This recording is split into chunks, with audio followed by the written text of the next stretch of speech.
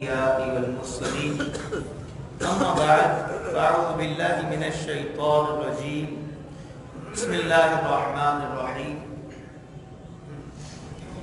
وما علمناه الشعر وما ينبغي له إن هو إلا ذكر وقرآن مبين صدق الله مولانا العظيم وقال الله تعالى في شان حبيبه إن الله وملائكته يصلون على النبي يا أيها الذين آمنوا صلوا عليه وسلموا تسليما الصلاة والسلام عليك يا رسول الله وعلى آلك وأصحابك يا حبيب الله الصلاة والسلام عليك يا نبي الله وعلى آلك وأصحابك يا نور الله. تمام تعریفیں اللہ رب العالمین کے لیے اور کروڑوں درود و سلام نازل ہوں حضور نبی رحمت صلی اللہ تعالی علیہ وسلم پر اور آپ صلی اللہ تعالی علیہ وسلم کے آل و اصحاب پر اللہ تعالیٰ کی رحمتیں اور سلامتی نازل ہوں. حمد و صلات کے بعد الحمدللہ ہمارا پیارا دین اسلام ہر شعبے میں ہماری رہنمائی کرتا ہے. الحمدللہ ہم ہفتہ واری درس صحیح مسلم میں حاضر ہیں. آج جو ہم صحیح مسلم سے درس سنیں گے اس کا چیپٹر صحیح مسلم کا کتاب و شعر ہے، یعنی شاعری کا بیان. تو اسلام نے جہاں شعبے میں رہنمائی کی ہے وہیں شعر و شاعری کے حوالے سے بھی رہنمائی موجود ہے. آئیے آج کی احادیث مبارکہ سنتے ہیں اور پھر ساتھ ساتھ قرآن کریم میں کیا احکام آئے ہیں اور دیگر احادیث میں ہمیں کیا سمجھایا گیا ہے. آئیے پہلی حدیث مبارکہ جو آج ہم سنیں گے صحیح مسلم کی حدیث کا نمبر ہے 2255. اس حدیث کو روایت کرنے والے حضرت عمر بن شرید رضی اللہ تعالی عنہ ہیں. آپ اپنے والد سے روایت کرتے ہیں ردفت رسول اللہ صلی اللہ تعالی وسلم یوما، یہ کہتے ہیں کہ میں نبی کریم صلی اللہ تعالی علیہ وسلم کی سواری پر پیچھے حضور کے ایک دن سوار تھا. فقال هل معك من شعر امیہ تبنی ابی صلت شیئا، نبی کریم صلی اللہ تعالی علیہ وسلم نے مجھ سے فرمایا کیا امیہ بن سلط کے ابو سلط کے کچھ اشعار تمہیں یاد ہیں؟ امیہ بن ابو سلط کا کوئی شعر تمہیں آتا ہے؟ تو قلت نعم، یہ بیان کرتے ہیں کہ میں نے عرض کی جی ہاں. نبی کریم علیہ السلام نے فرمایا ہی مجھے سناؤ. تو حضرت شریف کہتے ہیں کہ میں نے نبی کریم صلی اللہ تعالی علیہ وسلم کو امیہ کا ایک شعر سنایا، امیہ بن ابو سلط کا ایک شعر سنایا. تو نبی کریم علیہ السلام نے فرمایا اور سناؤ. کہتے ہیں میں نے اور شعر سنایا. دوسرا شعر سنایا تو حضور نے پھر فرمایا اور سناؤ. کہتے ہیں کہ کرتے کرتے 100 اشعار نبی کریم علیہ السلام نے مجھ سے سنے. امیہ بن سلط کے 100 اشعار نبی کریم علیہ السلام نے سنے. دیکھیں امیہ بن ابو سلط جو تھے ان کے جو اشعار ہیں وہ چونکہ زیادہ تر وحدانیت پر مشتمل ہے، یعنی ایک خدا کی وہ شاعر جو ہے وہ بات کرتے ہیں اور مرنے کے بعد کیا ہوگا اس پر انہوں نے شاعری کی ہے. اور اسی لیے نبی کریم علیہ السلام نے فرمایا کہ قریب تھا کہ امیہ اسلام میں داخل ہو جاتا. اس کی شاعری ایسی تھی اور اللہ کریم کی وحدانیت کو وہ بیان کرتے تھے شاعر، اور مرنے کے بعد کیا ہوگا اس کے حوالے سے ان کی شاعری مشتمل تھی. تو نبی کریم علیہ السلام نے 100 اشعار ان کے سنے اور کہا کہ مجھے اشعار سناؤ. اس سے کیا پتہ چلا کہ اگر شاعری اچھی ہو، اشعار اچھے ہوں تو انہیں سننے میں کوئی مذائقہ نہیں ہے، لیکن اس کی بھی ایک لمٹ ہے کہ کتنے اشعار، کس قدر اشعار ہم سن سکتے ہیں، سنا سکتے ہیں، اس کی بھی کچھ لمٹ ہے. اگلی حدیث مبارکہ کی طرف بڑھتے ہیں.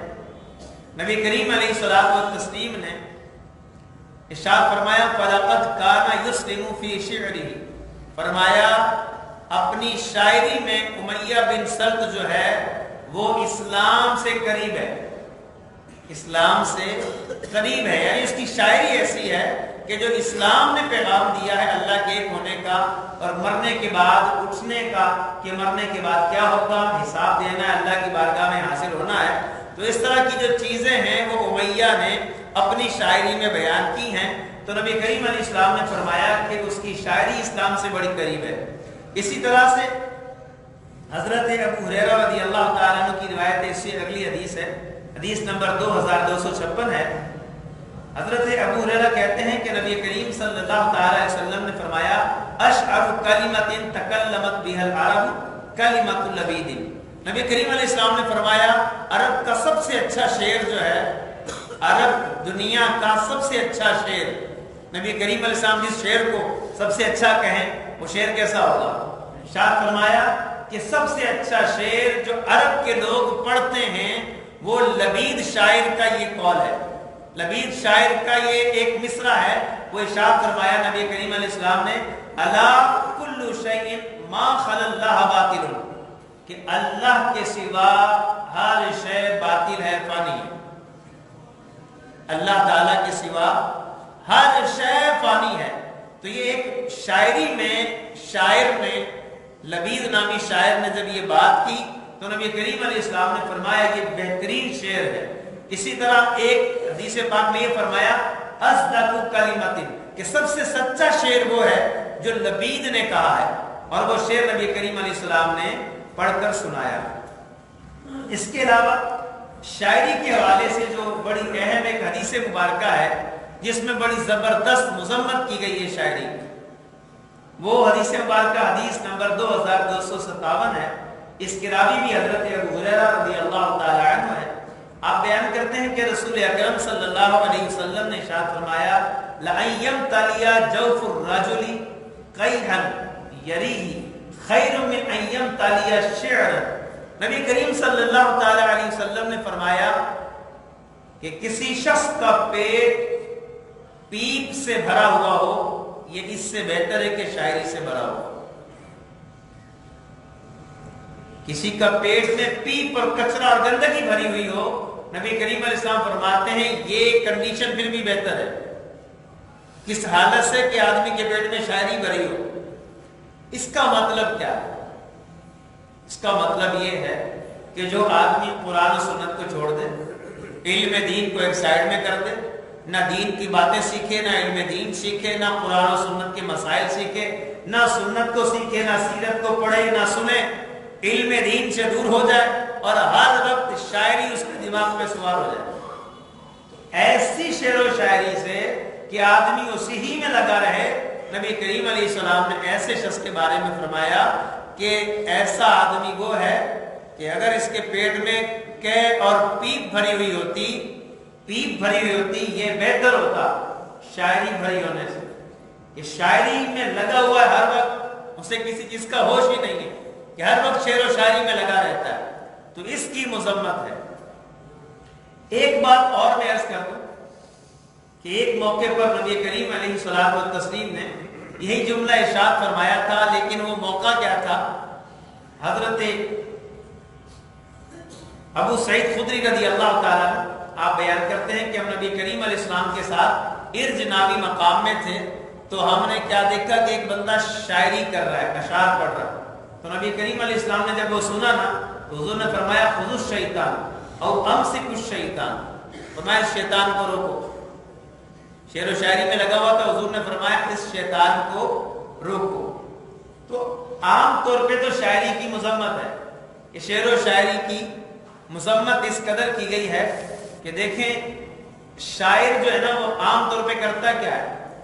شاعر ایک تو بے جا مبالغے کرتا ہے، کیا کرتا ہے؟ جاہل کو عالم بتائے گا، کنجوس کو سخی بتا دے گا، یہ شاعری ہے۔ اور اس کے علاوہ کسی جو ہے وہ فاسق فاجر شخص کو عادل اور اچھا کہہ دے گا، کسی گناہگار کی ظالم کی تعریفیں کرے گا۔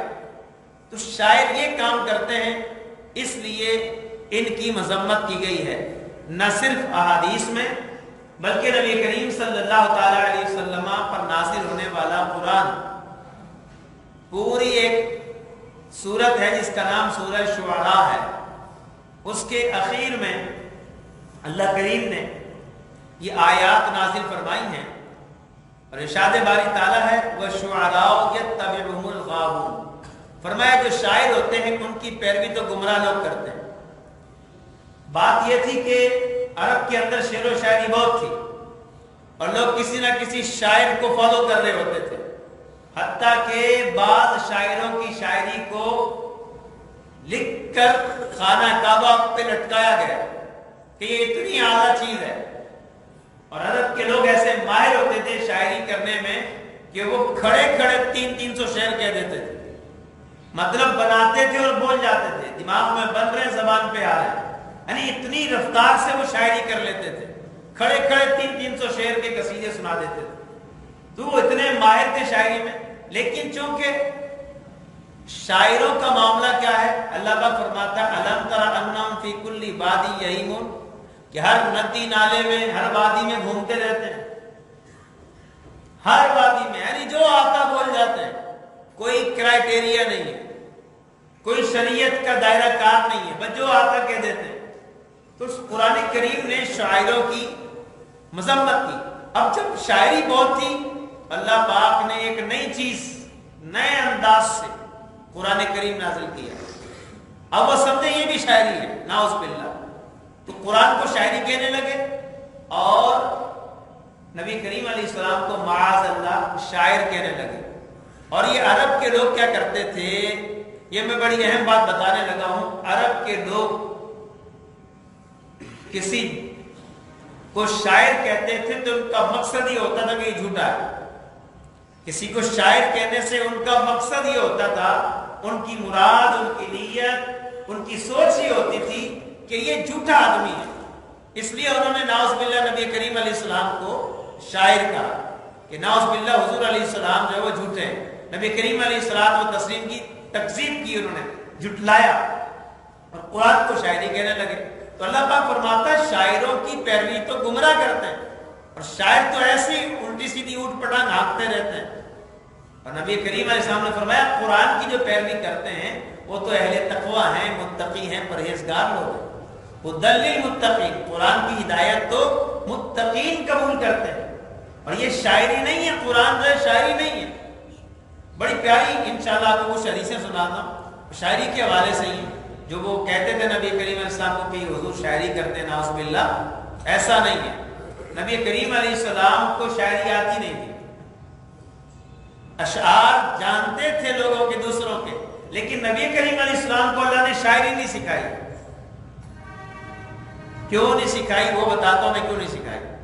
लेकिन उसकी तरफ जाने से पहले हम ये भी समझ लें शेर कहते किसको है। देखिए लफ्ज शेर जो है, ये जैसे लफ्ज इल्मुन है वैसे शेरुन है। इल्म का माना भी जानना और शेरुन का माना भी जानना, शऊर से भी, शऊर भी इसी से बना है। तो शेर का मतलब इल्म। बात कहते हैं जिस तरह आम तौर पे जो इल्म होता है उसी तरह शेर भी एक इल्म है, मगर बात ने ये तखसीस की है, वो कहते हैं जो दकीक और पेचीदा बातों का इल्म होता है उसे शेर कहते हैं। दकीक और पेचीदा बातों के इल्म को शेर से ताबीर किया जाता है। और बाज ने ये कहा कि इदराक बिल हवास, जो इंसान के 5 हवास हैं, भाई सुनना, देखना, ये जो ताकतें हैं, छूने की कुव्वत है, तो ये जो कुव्वतें हैं हवास खमसा कहलाते हैं। 5 कुव्वतें, चखने की ताकत, देखने की ताकत, सुनने की ताकत और महसूस करने की जो कुव्वत है, ये जो हवास है ना, इन हवास के जरिए से जो इल्म हासिल होता है, तो बाज ने कहा कि उस इल्म को शेर कहा जाता है। जैसे वान तुम ला तशकुरून, कि अल्लाह की राह में जो कत्ल हो जाते हैं वो जिंदा हैं मगर तुम्हें शऊर नहीं है, तुम अपने हवास से जान नहीं सकते, अपने आज़ा से जान नहीं सकते कि शायद जो अल्लाह की राह में शहीद हो गए उनकी जिंदगी कैसी है, तुम्हें शऊर नहीं है। तो बहरहाल पहले तो इसका मतलब ये था, लेकिन बाद में क्या हो गया, मौजून यानी हम वजन जुमले और जिसमें काफिये की रियायत की जाए, काफिया रदीफ की रियायत की जाए اور اس میں وزن قائم رہے، ایسی نظم کو شاعری کہا جانے لگا۔ بعد میں اس کا مطلب کچھ اور ہو گیا شاعری کا، لفظ شعر کا، لیکن پہلے لفظ شعر کس معنی میں استعمال ہوتا تھا؟ علم کے معنی میں، ادراک بالحواس کے معنی میں، اور دقیق امور کے علم کے معاملے میں لفظ شعر بولا جاتا تھا۔ لیکن اب کیا ہو گیا؟ جو شاعری ہوتی ہے، مصرے جس میں 2 آ جائیں، 3 آ جائیں یا 4 مصرے آ جائیں، اسے شاعری کہا جاتا ہے۔ پھر طویل ہو جائے تو نظم ہو جاتی ہے، اس میں پھر مقطع ہے، انترا ہے، مطلع شروع میں ہوتا ہے، پھر انترا ہوتا ہے، پھر آخری شعر کو مقطع کہتے ہیں، پھر اس میں جو ہے وہ دیگر اصناف ہیں شاعری کی، پوری ایک تفصیل ہے، پورا ایک علم ہے یہ شاعری کا، ہر کسی کو نہیں آتا ہے اور آسان بھی نہیں، تھوڑا مشکل ہے، لیکن جو اس میں توجہ کرے گا تو آ جاتا ہے شاعری کا علم۔ مگر یاد رہے کہ شاعری جو ہے، شاعر جو ہوا کرتے تھے، ان کے بارے میں قرآن کیا فرماتا ہے کہ شاعر وہ ہوتے ہیں جن کی پیروی گمراہ لوگ کرتے ہیں۔ اے محبوب کیا آپ نہیں دیکھتے یہ ہر وادی میں، ہر نالے میں گھومتے ہیں؟ وَأَنَّهُمْ يَقُولُونَ مَا لَا يَفْعَلُونَ۔ شاعر کی بارے میں بتایا گیا کہ شاعر کون ہوتا ہے؟ کہتے ہیں جو کہتا ہے وہ کرتا نہیں ہے۔ شاعر جو کہتا ہے وہ کرتا نہیں ہے۔ عرب کے لوگ شاعری کو جھوٹ ہونے کے اعتبار سے ان کے یہاں ایسا تھا، وہ کہتے تھے سب سے اچھا شعر وہی ہوتا ہے جس میں جھوٹ زیادہ ہو۔ عرب کا ایک معاملہ تھا، ان کی ایک سوچ تھی، اور شاعروں کی زبان میں یہ بھی کہا جاتا ہے، شاعری کی زبان میں، کہ جو سب سے بڑا جھوٹا ہوتا ہے وہ اتنا بڑا شاعر ہوتا ہے۔ تمہارا جھوٹ تو بہت ہوتا ہے شاعری میں، اسی لیے ایسی شاعری کی مذمت کی گئی ہے۔ اب دوسری طرف ایک اور شاعری بھی ہے، وہ کون سی شاعری ہے؟ قرآن کریم نے بھی اس کو بیان کیا ہے۔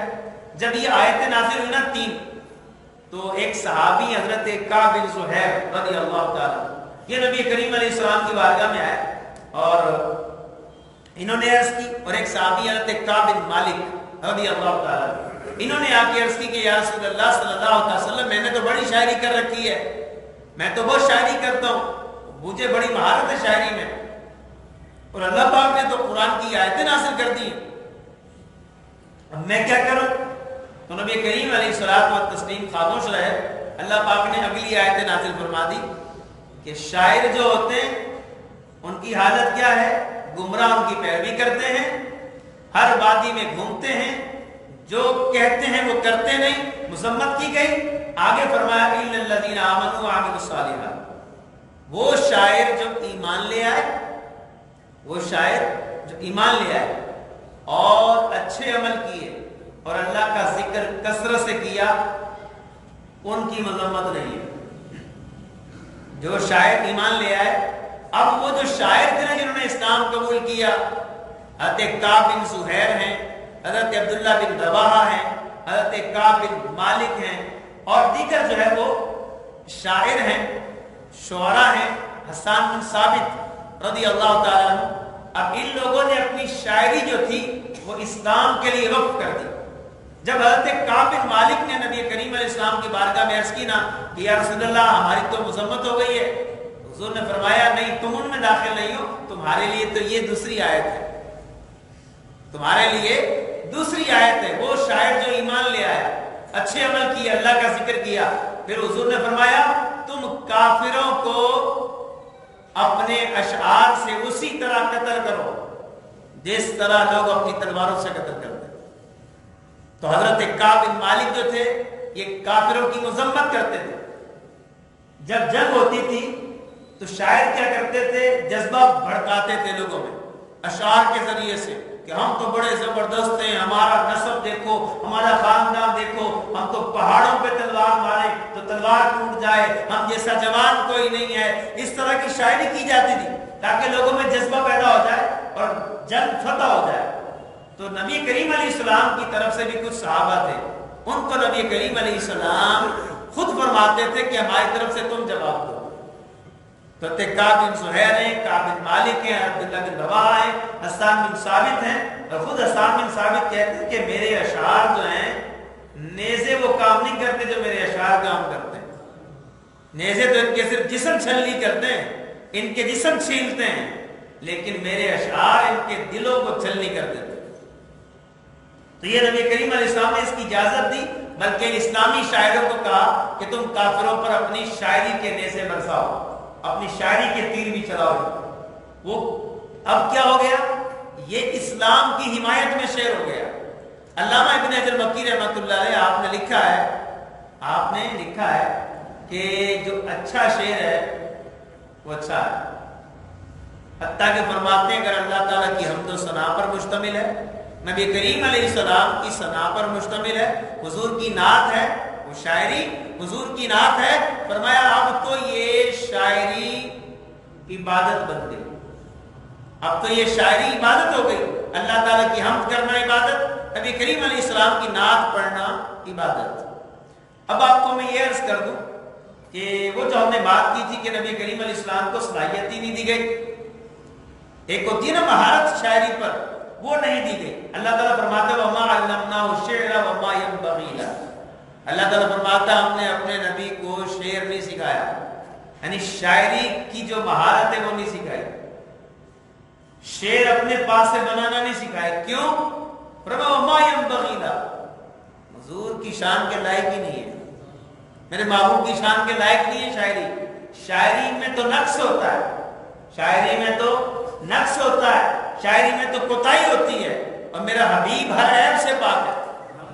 شاعری میں تو عیب ہے اور حضور ہر عیب سے پاک ہے، سبحان اللہ. لیکن حضور علیہ الصلوۃ والتسلیم کبھی کبھار ایسا بھی کرتے تھے کہ تصحیح کرتے تھے، اصلاح کرتے تھے.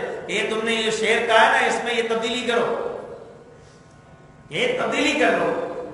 اللہ اکبر.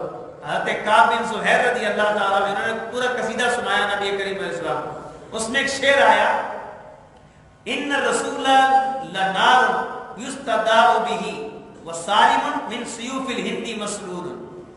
انہوں نے ایک شعر پڑھا کہ جو رسول ہوتا ہے وہ روشنی ہوتا ہے اور اس کے ذریعے سے روشنی لی جاتی ہے، اور رسول ہندوستانی تلواروں میں سے ایک کھلی اور بے کور، ٹھیک ہے، بے نیام تلوار ہوتا ہے. انہوں نے ایک شعر پڑھا تو نبی کریم علیہ السلام نے فرمایا جو لفظ تم نے لنار کہا ہے نا، اس کو لنور پڑھو. نبی نور ہوتا ہے. حضور نے کیا اصلاح فرمائی؟ نار کا معنی بھی روشنی ہے لیکن نور کا معنی بھی، لیکن چونکہ نار کا معنی آگ بھی بنتا ہے، اس نے فرمایا نہیں، رسول ایسی شان والا ہوتا ہے اس کی طرف ایسا لفظ منسوب نہ کرو جس میں برا معنی پایا جاتا ہو، اور نار کا انتساب نہ کرو، بلکہ نار کی جگہ نور پڑھو. اور تم نے یہ جو کہا نا سیوف الہند، ہندوستانی تلوار، اس کو بھی تبدیل کر دو من سیوف اللہ، اللہ کی تلواروں میں سے ایک تلوار ہوتا ہے، سبحان اللہ. اسی طرح سے نبی کریم علیہ الصلوۃ والتسلیم، کیونکہ یہ جو ہے نا مہارت حضور کی شان کے لائق ہی نہیں ہے، شاعری کی مہارت، شعر گوئی، یہ حضور کی شان کے لائق نہیں ہے. اچھا کبھی حضور کسی کو وہ شعر سناتے، کوڈ بھی کرتے نا، اس کا وزن تبدیل کر دیا کرتے تھے. مثال کے طور پہ نبی کریم علیہ الصلوۃ والتسلیم نے حضرت عبداللہ بن رواحہ رضی اللہ تعالیٰ عنہ کا ایک شعر ہے سَتُبْدِي لَكَ الْأَيَّامُ مَا كُنْتَ جَاهِلًا وَيَأْتِيكَ بِالْأَخْبَارِ مَنْ لَمْ تُصَبَّدِ. یہ شعر تھا، نبی کریم علیہ السلام نے اس شعر کے دوسرے مصرے میں اس کا وزن تبدیل کر دیا، ساکت کر دیا وزن سے، اور حضور نے یوں پڑھا وَيَأْتِيكَ مَنْ لَمْ تُصَبَّدِ بِالْأَخْبَارِ. اب شعر یوں تھا وَيَأْتِيكَ بِالْأَخْبَارِ مَنْ لَمْ تُصَبَّدِ، لیکن حضور علیہ السلام نے کیا کیا؟ فرمایا وَيَأْتِيكَ مَنْ لَمْ تُصَبَّدِ بِالْأَخْبَارِ. اخبار کو آگے بڑھا دیا حضور نے، لفظ اخبار کو آگے کر دیا، یعنی اس کا وزن حضور نے ختم کر دیا. اللہ اکبر. جب یہ نبی کریم علیہ السلام نے شعر پڑھا نا عبداللہ بن رواحہ کا یوں کر کے، تو حضرت ابوبکر صدیق رضی اللہ تعالیٰ عنہ نے حضور کی بارگاہ میں عرض کی یا رسول اللہ صلی اللہ تعالیٰ علیہ وسلم، میں گواہی دیتا ہوں اللہ نے حضور کو شعر سے منزہ کیا ہے، شعر سے حضور کو ستھرا اور پاک رکھا ہے. اللہ اکبر کبیرہ. تو یہ نبی کریم علیہ الصلوۃ والتسلیم کی شان و عظمت ہے.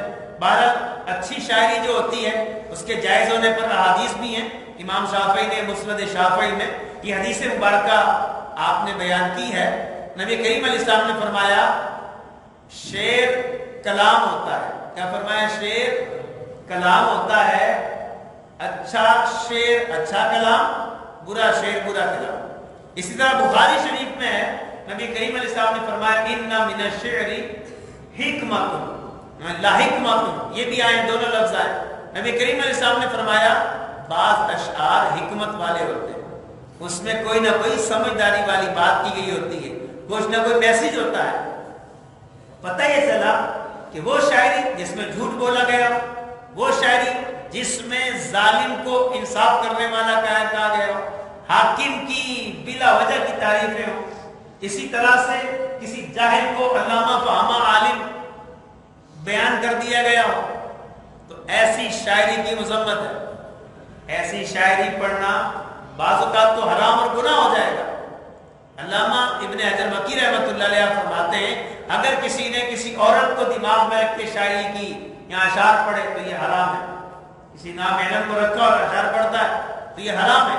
ہاں اپنی بیوی کے لیے پڑھے گا، اپنی بیوی کے لیے تو جائز ہے، کسی نامحرم عورت کے لیے پڑھے گا تو ناجائز ہے۔ اسی طرح کسی لڑکے کی محبت میں شاعری کرتا ہے تو فرمایا یہ بھی جو ہے وہ حرام ہے، گناہ کبیرہ ہے۔ بہرحال اچھا شعر اچھا ہے، برا شعر برا ہے، یہی ہمیں احادیث مبارکہ میں بتایا گیا ہے۔ جو بری شاعری کرتے ہیں، حرام شاعری کرتے ہیں، ان کو شیطان تک کہا گیا احادیث مبارکہ میں، اور جو اچھے اشعار ہوں وہ خود نبی کریم علیہ السلام نے سنے بھی ہیں، اور اگر نبی کریم علیہ السلام کی نعت کا معاملہ ہو تو فرمائش کر کے حتیٰ کہ ممبر رکھوا کر حسان بن ثابت کو ممبر پہ کھڑا کر کے نبی کریم علیہ السلام نے اپنی نعت سنی ہے۔ تو بہرحال پوری ہم نے کوشش کی ہے کہ خلاصہ جو ہے وہ شعر و شاعری کا اسلام میں کیا حکم ہے سارا بیان کر دیا جائے۔ اللہ کریم میں عمل کی توفیق عطا فرمائے، آمین بجاہ نبی الامین صلی اللہ تعالی علیہ وسلم۔